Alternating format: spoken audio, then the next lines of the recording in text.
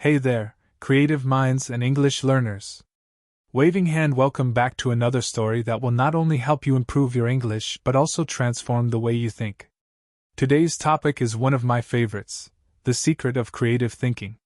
By the end of this story, you'll understand what creativity really means, how it works in your brain, and how you can train it like a muscle to make your mind sharper and your English learning more exciting. So grab a cup of tea, relax, and let's dive in. And hey, before we start, don't forget to hit that like button and subscribe if you love stories that make you smarter and help you grow. Now let's begin. The story starts with a young man named Daniel, a quiet designer who worked at a small company in London.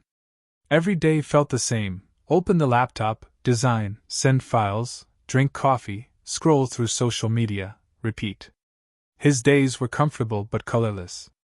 The spark that had once made him curious, playful, and creative seemed to have faded. He used to love drawing, experimenting, writing small poems in English. But now, even when he wanted to create something new, his mind felt blank, heavy with routine. He often told himself, "Maybe I'm just not creative anymore." One rainy afternoon, while walking home, Daniel stopped at a small bookstore he had never noticed before. It was quiet, the kind of place where time slows down. He browsed aimlessly until a small book caught his eye. Its title was simple: How to Think Differently. He smiled faintly, half amused, half curious, and bought it. That night, sitting by the window with the city lights shimmering outside, he opened the first page. It began with a single line: "Creativity is not a gift. It's a habit." Those words hit him like lightning. He had always thought creativity was something you either had or didn't, like talent. But what if it was something you could train? Something anyone could build, just like focus or discipline? That idea stayed in his mind for days. He began reading the book every night, underlining phrases, writing notes in the margins. One quote stood out: "The brain creates best when it plays." Daniel realized he hadn't played in years. His work had become so serious, his learning so mechanical. Even his English practice, once joyful and full of discovery, now felt like a checklist. So he made a small decision: every morning before work, he would spend 15 minutes doing something completely useless but fun, drawing nonsense, inventing English words, or writing imaginary stories. No goals, no judgment. Just play. The first few days felt strange. His logical mind resisted. What's the point of this?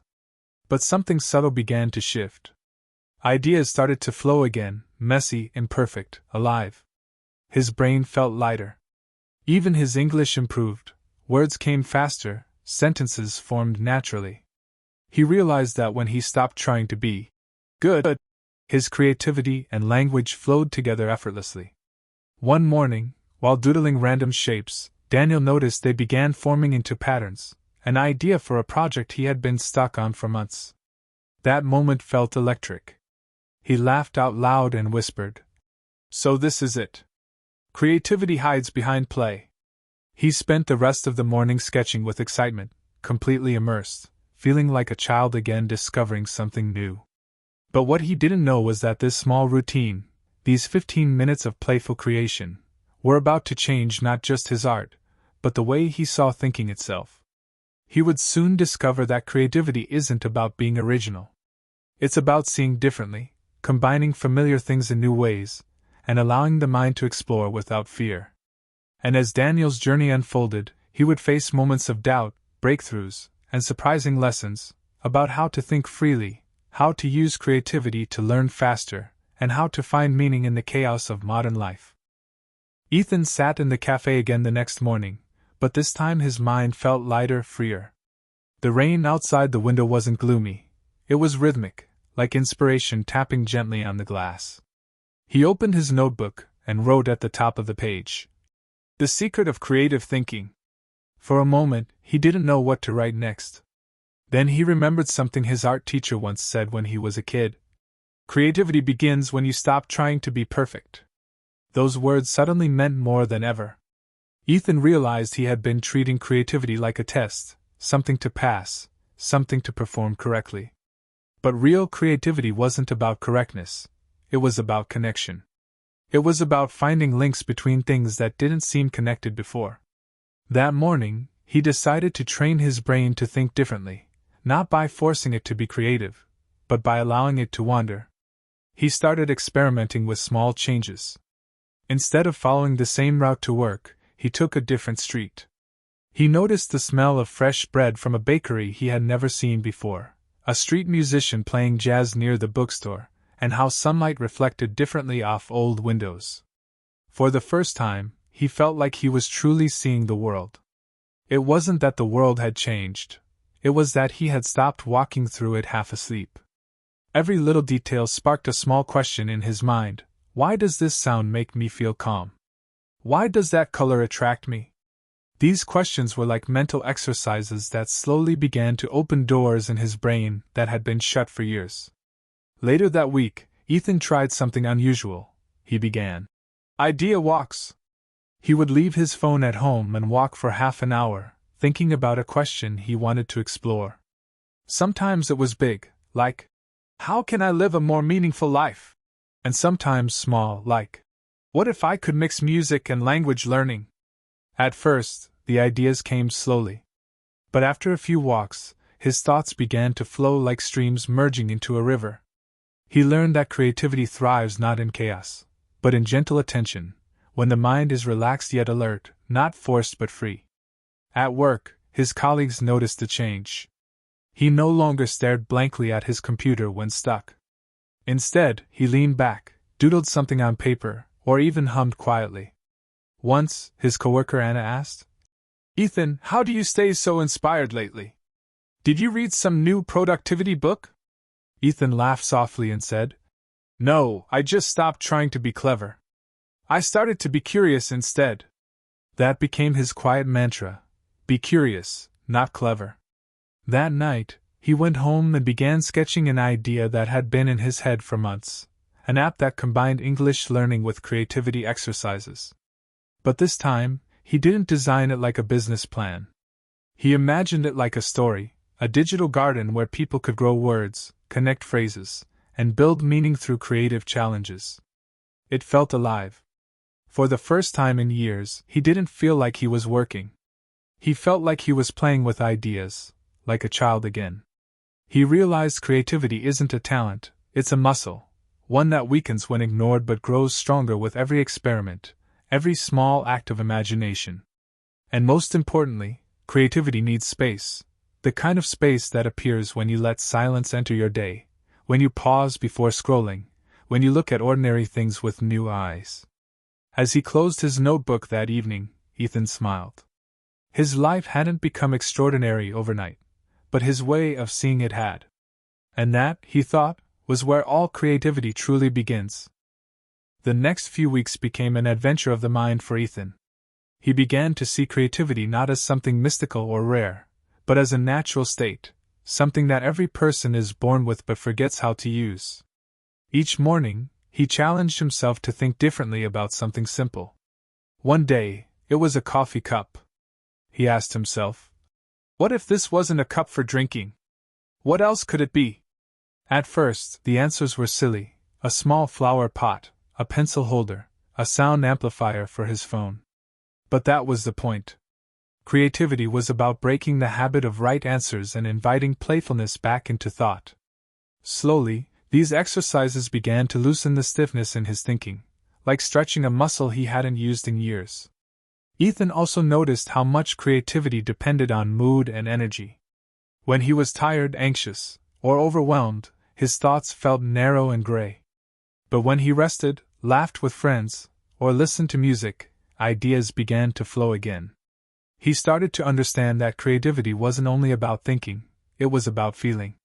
He began keeping a small mood map in his journal, marking what kind of emotions gave birth to his best ideas. Patterns appeared. Calm led to clarity, happiness led to innovation, curiosity led to surprise. He learned to protect those emotions like a gardener protecting his favorite plants.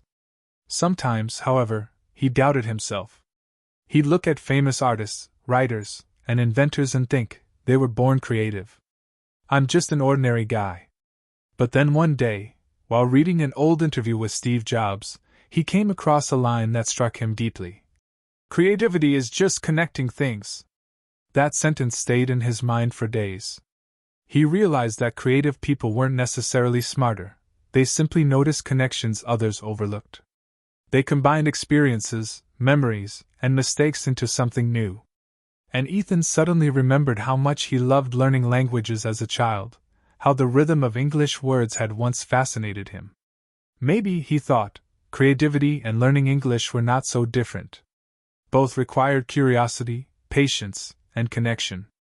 That realization changed the way he studied. Instead of memorizing vocabulary like a machine, he started to play with words. He made mini stories out of phrases, imagined conversations between random objects, a pencil talking to a coffee mug, a rain cloud chatting with the sun. It was ridiculous and fun, but something magical happened. He started remembering more. His brain was no longer bored. It was alive. Every new word became a piece of art he could shape and color in his own way. One afternoon, he went to a park and watched children drawing on the pavement with chalk. They didn't care if the drawings were perfect, they just laughed and kept creating. Watching them, Ethan realized the true secret of creative thinking. It's not about control, it's about permission. Permission to fail, to look silly, to explore, to express without judgment. That night, he wrote in his journal, "Creativity begins the moment you stop needing to be right." It was a small sentence, but it carried a quiet power. He started to live by that idea. Each day, he allowed himself one creative act that had no purpose, sketching nonsense, writing a wild idea, or inventing a funny metaphor in English. He didn't do it to impress anyone. He did it to keep his imagination alive. Over time, those small creative sparks began to light up other parts of his life, his work, his relationships, his confidence. The more he expressed his inner world, the clearer and more focused his mind became. And for the first time, Ethan felt like he wasn't just learning how to think, he was learning how to see. Ethan's mornings began to feel like new beginnings rather than repetitions. He no longer rushed through breakfast or scrolled mindlessly through his phone. Instead, he used that quiet time to spark ideas. He would sit with his coffee, stare out the window, and ask himself a single, open-ended question, something that didn't have an immediate answer. What would happen if time moved slower for thoughts than for actions? Or, what if emotions were languages too? How would I translate joy? It wasn't about finding solutions. It was about waking his brain up from autopilot. He had discovered that curiosity was like caffeine for the mind. Once he fed it, his thoughts stayed alert all day. At work, Ethan's creative mindset started transforming the atmosphere around him. When the team faced problems, he stopped approaching them logically right away. Instead, he used what he called the opposite trick. If everyone said something couldn't work, he asked, "But what if it could? What would need to change?" That single shift in thinking often opened doors to unexpected solutions. His coworkers began to notice. During one brainstorming session, when everyone was stuck, Anna turned to him and said, "Okay, Ethan, use your weird brain magic. How would you solve this?" He laughed, but he realized that people were starting to see creativity as valuable, not just as something nice to have, but as a real tool for progress. Yet creativity didn't always come easily. There were days when his mind felt empty, when no idea seemed good enough. In those moments, Ethan learned the importance of rest. He would go for a walk without purpose, watch people, notice how they interacted, or just sit on a park bench listening to the city's rhythm. He discovered that creativity grows in silence, in moments when the brain has space to breathe. The best ideas, he noticed, often appeared not when he was trying to be creative, but when he was relaxed, even bored. One evening, while waiting for the bus, a line of thought suddenly appeared in his mind about how imagination and learning were like two dancers, one leading, the other following, sometimes switching roles. He smiled, realizing that inspiration always came quietly when he stopped chasing it. His English studies had changed too. He stopped studying words as isolated facts and began treating them like characters in a story. Each new word had a voice, a personality, a feeling. When he learned the word wander, he didn't just memorize it, he imagined it walking slowly through a forest, curious and free. When he studied the word spark, he saw it as a small light jumping excitedly in the dark. Learning became a form of storytelling, and English transformed from a subject into a living experience. The more creative his learning became, the faster his understanding grew. One night, he decided to combine all his discoveries into a single idea, a workshop called Creative Thinking for English Learners. It would teach people not just how to remember words, but how to feel them, how to build imagination through language. He started drafting the plan on paper, his handwriting messy but passionate. He imagined people laughing as they created absurd stories, finding confidence through play. The thought of helping others unlock their creativity filled him with excitement he hadn't felt in years. Before bed, Ethan reflected on how far he had come. He realized creativity wasn't something you found once and kept forever. It was something you had to renew every day, like stretching before a run. It required openness, curiosity, and a bit of courage to be different. He wrote one last line in his notebook before turning off the light. The mind becomes creative when it learns to trust itself. He smiled in the dark, because for the first time in a long while, he did. The following morning, Ethan woke up before sunrise. The city outside was still half asleep, the streets painted in soft blue light. He sat near the window, notebook open, and let his thoughts drift. The silence felt alive, not empty, but full of possibility. It was during those early hours that he realized something important. Creativity wasn't only about generating new ideas. It was also about listening, to the world, to people, and most importantly to yourself. The mind often whispers its best thoughts when you finally stop shouting over them. He remembered how often he used to fill every quiet moment with noise, podcasts, social media, endless background sound. Now, he saw silence as sacred, like a workshop for his imagination. That morning, instead of forcing himself to think, he just watched the sunrise. Colors spread slowly across the sky, orange melting into pink, pink into gold. It felt like watching a thought form itself, layer by layer. He realized that creativity was nature's default state. Everything in the world, from growing plants to shifting clouds, was constantly transforming, combining, and inventing itself anew. If nature could create endlessly, so could he. Later that day, Ethan went to his favorite cafe to work on his Creative Thinking for English Learners project. He noticed how his environment influenced his imagination. Sitting near the window helped him think broadly, while a corner seat made him focus deeply. He began paying attention to details like light, color, and sound, learning how each affected his creative energy. The cafe's hum of conversations became like background music, and he realized that creativity thrived in balance, not total quiet, but not chaos either. The right kind of noise could actually help thoughts dance. As he worked, an older man sitting nearby noticed Ethan's sketches and notes. "You look like you're building something," the man said with a friendly smile. Ethan nodded. "Trying to," he replied. "An idea about creativity and learning." The man's eyes lit up. "Ah, creativity," he said softly. "That's a wild thing. It doesn't come when you call it, does it?" Ethan smiled. "No, it doesn't. It only comes when you stop trying to catch it." The man chuckled. "Exactly. It's like a cat, ignore it, and it jumps on your lap." They both laughed, and Ethan realized how true that was. That night, as Ethan lay in bed, he began thinking about his own creative blocks from the past. He remembered how fear used to silence his ideas, fear of failure, fear of judgment, fear of being ordinary. But now he understood that fear was part of the process. Every creator faced it. The secret wasn't to eliminate fear, but to keep creating with it sitting quietly beside you. He started treating fear not as an enemy but as a signal, a sign that he was about to do something meaningful. The more uncomfortable the idea felt, the more potential it probably had. He began using a new technique he called the 10 ideas habit. Every morning, he wrote 10 ideas about anything, problems to solve, words to play with, or stories to tell. Most of them were terrible. Some made no sense at all. But the point wasn't to find brilliance.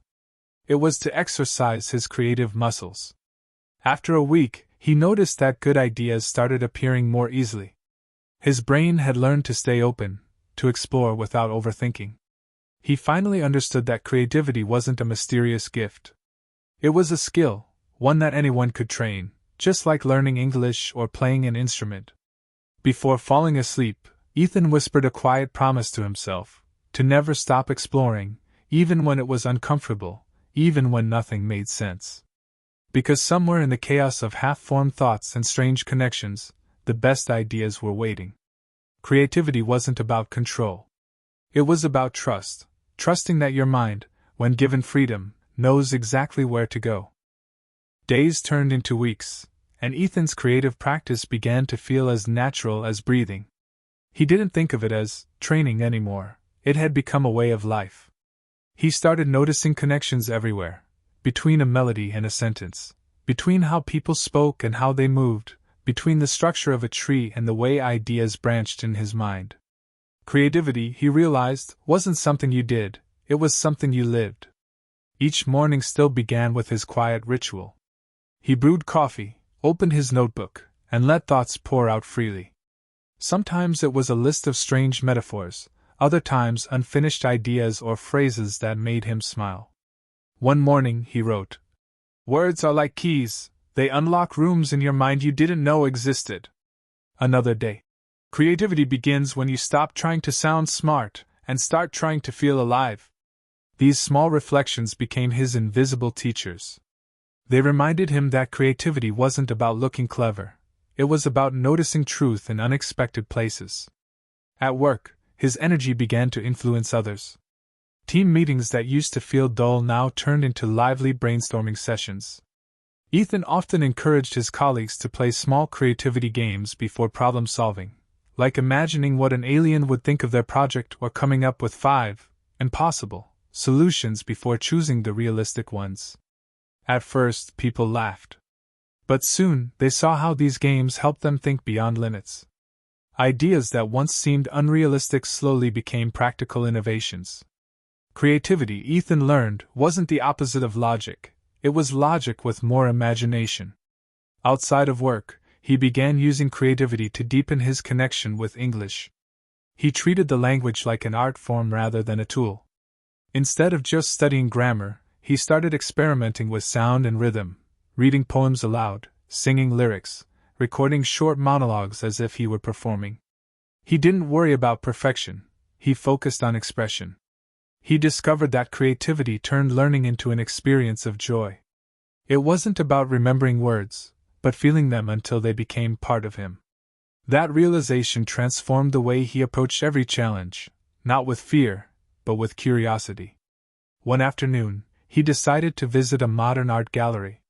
He wandered slowly between the exhibits, watching how people reacted to strange shapes and colors. Some smiled, some frowned, some whispered to each other in confusion. It struck him that creativity was deeply personal. Everyone saw something different in the same piece. That was the beauty of it. There was no single correct interpretation, only honest ones. As he stood before a painting that looked like nothing but swirling blue lines, a thought appeared in his mind. Maybe the goal isn't to understand everything. Maybe the goal is to keep wondering. He smiled and wrote it down. When he came home that evening, Ethan looked around his apartment and realized how different his world felt now. The walls hadn't changed, the furniture was the same, but his perception was brighter, more alive. He had trained his brain to see the extraordinary in the ordinary. A cup of tea wasn't just a drink anymore. It was a moment of mindfulness, an invitation to slow down and reflect. Even his mistakes had become interesting. They were proof that he was exploring new ground. That night, as he prepared to sleep, Ethan opened his notebook and wrote one more line. Creativity isn't about thinking outside the box. It's realizing the box never existed. He closed the notebook slowly, feeling calm, centered, and quietly inspired. His journey was far from over, but for the first time, he wasn't chasing creativity. He was walking alongside it, like an old friend. Ethan's world had grown bigger, even though he was still living in the same city, walking the same streets, drinking coffee at the same cafe. What changed was how he saw everything. Creativity had sharpened his senses. It made him pay attention to life in ways he never had before. The pattern of leaves on the ground looked like a code waiting to be cracked. The hum of people talking on the street sounded like a symphony of tiny stories. Even silence became meaningful, full of invisible conversations between thoughts. One morning, as he walked to work, Ethan passed by a wall covered in old posters. Most were torn and faded, but one line caught his eye. "You are what you repeat." He stopped for a moment, thinking about it. It wasn't just true for habits, it was true for creativity too. He realized that creativity wasn't a sudden gift. It was something you built through repetition, through showing up even when you didn't feel inspired. Every day he practiced thinking differently, observing, questioning, and little by little, it was changing the way his brain worked. That day, when his team faced a tough problem, a new product design that wasn't connecting with customers, Ethan suggested they take a creativity break. Everyone laughed, thinking he was joking, but he smiled and said, "No, really. Let's step outside for 10 minutes.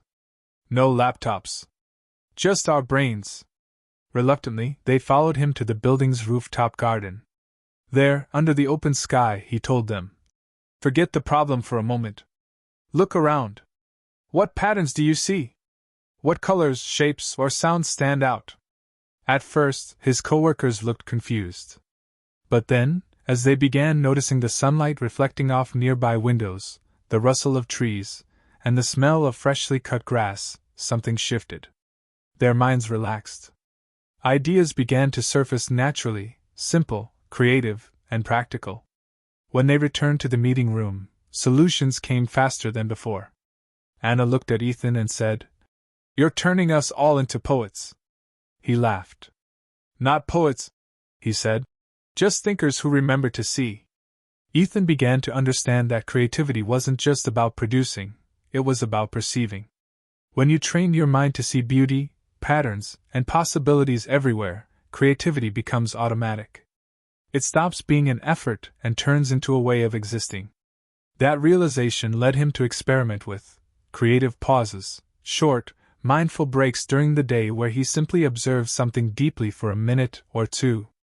A shadow, a sound, a sentence. These small pauses recharged his imagination more than hours of scrolling ever could. He also began to notice how his new mindset affected his communication. In conversations, instead of reacting quickly, he listened with curiosity. He paid attention not only to words but to tone, rhythm, and emotion. That awareness made him more empathetic, more human. It was as if creativity had opened not only his mind but also his heart. He found joy in small talk, depth in ordinary exchanges, and poetry in everyday life. One evening, he met an old friend he hadn't seen in years. They talked for hours about work, art, and the chaos of modern life. The friend sighed and said, "Sometimes I feel like I've lost my imagination. Everything feels mechanical." Ethan smiled softly. "You haven't lost it," he said. "You've just stopped feeding it. Creativity needs attention like a plant needs water. Start small, notice things, play with ideas, question the obvious. It'll come back." His friend looked at him with quiet wonder. "You sound like someone who finally figured life out." Ethan chuckled. "Not figured out," he said. "Just finally awake." That night, as he walked home under the streetlights, he realized how far that simple journey had taken him, from overthinking and fear to freedom and presence. Creativity had become his way of being alive, not just productive.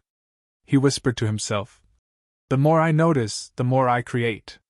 And for the first time in a long while, the city didn't feel noisy or crowded, it felt like a canvas, and he was part of its art. The next morning, Ethan woke up with a strange mix of calm and excitement. The world outside his window looked ordinary, the same buildings, the same sky, but to him, it felt full of invisible possibilities.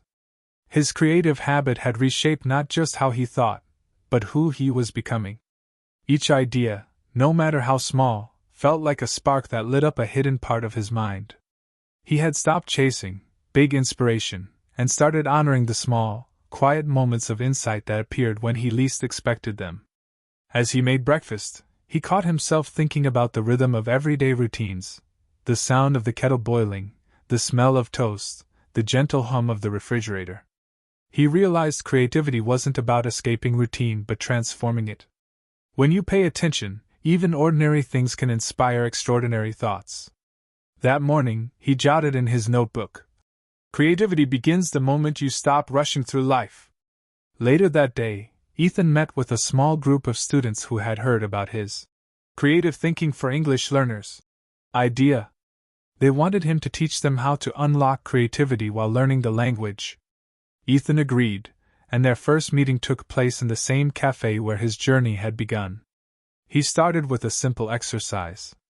"Imagine," he said, "that English words are colors, not sounds. What color is the word hope?" At first, they hesitated, unsure how to respond. But then one girl smiled and said, "Light blue." Another said, "Yellow, like morning." A third whispered, "Silver, because it shines even in the dark." Ethan grinned. "Perfect," he said. "Now you're not just thinking about the word, you're feeling it." As the session went on, laughter filled the room. They created stories, poems, even nonsense sentences that somehow made sense. What mattered wasn't grammar or correctness, it was energy, imagination, and connection. When the class ended, one of the students stayed behind. She was quiet, shy, always afraid to speak English aloud. "I didn't think I could be creative," she said softly. "But today, I felt something open in my head. I wasn't afraid of mistakes anymore." Ethan felt a warmth spread through him.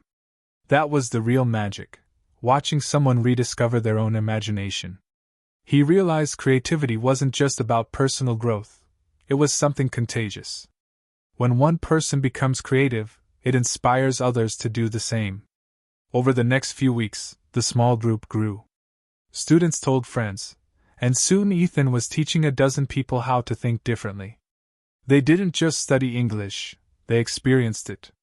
They made songs out of verbs, acted out dialogues using emotions instead of words, and wrote stories where every sentence had to start with "What if?" The more they played, the faster they learned. Their creativity unlocked their confidence, and their confidence unlocked their language. Ethan watched with quiet joy as each student discovered their unique voice. At home one night, Ethan sat by his desk and reflected on how far his own journey had come. It started as a personal quest, a search to understand how to train his mind to think creatively. But it had become something much larger, a way to connect, to teach, to help others wake up to their own potential. He no longer saw creativity as a talent or skill. It was a kind of language, one that everyone could learn to speak. Before bed, he wrote another thought in his notebook. Creativity doesn't belong to a few, it belongs to everyone brave enough to look at life differently. He closed the notebook slowly and looked out the window. The city lights shimmered like a sea of tiny ideas, each one glowing quietly in the dark. Ethan smiled, knowing that somewhere out there, more people were learning to see the world not just as it was, but as it could be. There's a mysterious zone that creative people often talk about. The flow state. It's that magical moment when you're so deeply absorbed in what you're doing that time disappears. Musicians experience it when the melody plays through them, writers feel it when words pour effortlessly, and painters live it when colors seem to blend themselves. In that state, you don't think about being creative, you simply are. Your mind, body, and imagination move as one. But how can you reach that state more often? The truth is, the flow state isn't luck, it's trained focus mixed with freedom. It comes when your challenge perfectly matches your skill level. If something is too easy, you get bored. If it's too hard, you get frustrated. But when it's just hard enough to push you, your brain locks in, wanting to solve it. It's like your mind saying, "This is exciting. Let's do it." Imagine sitting at your desk, starting to write, and for a few minutes it's hard, your thoughts stumble, your ideas feel messy. But then suddenly something clicks. Sentences flow, your hands move faster, and you're not aware of anything else. That's the flow. You forget about time, you forget about mistakes, you just create. The key to unlocking that is starting before you're ready. The hardest part of creativity is often the first 5 minutes. Once you overcome the resistance, your brain naturally shifts into focus. The mistake many make is waiting to feel inspired. But inspiration usually comes after you start, not before. Another trick to reaching flow is removing distractions. The modern world is full of noise, notifications, messages, quick dopamine hits. These are the enemies of deep work. When your attention is split, creativity can't breathe. So before you begin, clear your space. Silence your phone, close your tabs, and give yourself permission to disconnect. At first, it feels strange. Your mind looks for stimulation. But then, something beautiful happens. Your thoughts deepen, your imagination wakes up, and your ideas start to form connections. That's when flow becomes possible. There's also a mental technique called anchoring. It means creating a small ritual that tells your brain, it's time to create. It could be lighting a candle, listening to a certain song, or even sipping a special tea before you begin. Over time, your mind associates that cue with creative focus. Just like an athlete warms up before a game, you prepare your brain to enter that special zone. And when it happens, when you're in flow, the world feels lighter. Ideas that once felt impossible suddenly connect effortlessly. You become both the creator and the creation. The best part? You don't need to force it. Flow comes when you surrender control, not when you fight for it. That's the paradox of creativity. You guide it gently but never push it harshly. Like surfing a wave, you balance between direction and trust. You can't control the ocean, but you can learn to ride it. The same applies to your mind. When you understand flow, you stop chasing perfection. You start enjoying the process. You realize that creativity is not about reaching a destination, it's about losing yourself in the journey. Every word, every brushstroke, every idea becomes part of something bigger. And when you finally look back, you realize you've built something amazing, not because you forced it, but because you allowed it to happen. That's the secret many creators never learn, the art of letting go. So here we are, the final part of our journey into the secret of creative thinking. We've talked about curiosity, imagination, play, mistakes, fear, and flow. But there's one more truth left to uncover. Creativity is not a gift you either have or don't have, it's a relationship you build with yourself over time. It's not about talent, it's about trust. Trusting your thoughts, your instincts, your strange little ideas that others might not understand yet. Every creative person you admire, from Da Vinci to Steve Jobs, didn't just have ideas. They believed in their ideas long enough to bring them to life. And that's the final secret. Creativity survives on belief. The greatest enemy of creative thinking isn't failure, it's doubt. Doubt kills ideas before they even have a chance to grow. It whispers, "You're not good enough. Someone's already done it better." But creativity doesn't ask for perfection. It asks for courage, the courage to try anyway. Because every masterpiece began as a messy draft. Every song started with one uncertain note. Every invention began with a question that seemed too simple or too crazy. So don't wait to feel ready. The creative mind is never ready, it's always curious. To stay creative for life, you must feed your mind the right things. Read widely. Explore new places. Talk to people with different opinions. Challenge your comfort zone. Every new experience adds a spark to your imagination. The more you live, the more you can create. Think of your brain like a garden. If you plant only one type of seed, you'll get one kind of flower. But if you fill it with different colors, shapes, and scents, your ideas will bloom in ways you can't predict. Variety is fuel for creativity. And remember, rest is part of the process too. Creative burnout happens when we demand constant output without allowing input. Take walks. Sit in silence. Let your mind wander. Some of the best ideas appear when you stop looking for them, in the shower, during a commute, while watching clouds drift by. That's not laziness. That's your brain connecting the dots beneath the surface. But most importantly, share your creations. Don't hide them, waiting for them to be perfect. Perfection never comes, but expression connects. When you share, you inspire others to do the same. Creativity multiplies when it's shared. A song inspires a painting, a book sparks a business, a story changes a life. The world moves forward when one person dares to show their truth. And maybe, that person is you. So as we close this story, take a deep breath and remember, your mind is infinite. Your ideas matter. Every time you sit down to think, to imagine, to build, you're shaping not only your future but also the world's. Don't wait for permission to be creative. You already are. Every word you write, every question you ask, every dream you chase, it's proof that creativity lives inside you.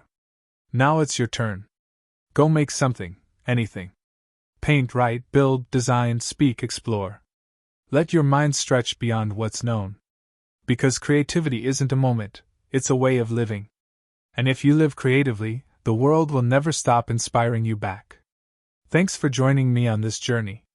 If you found this story inspiring, don't forget to subscribe, leave a like, and share it with someone who needs a reminder that creativity never dies. It just waits to be awakened. Until next time, keep thinking, keep dreaming, and most of all, keep creating.